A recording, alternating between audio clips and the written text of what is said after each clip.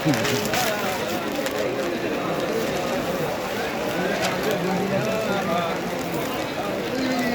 মুহূর্তটা ধরে রাখা তো দরকার নাকি?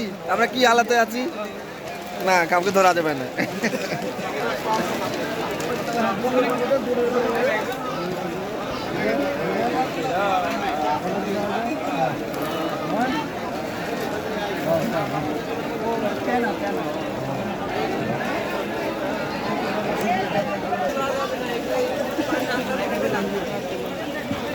কোথা মারো?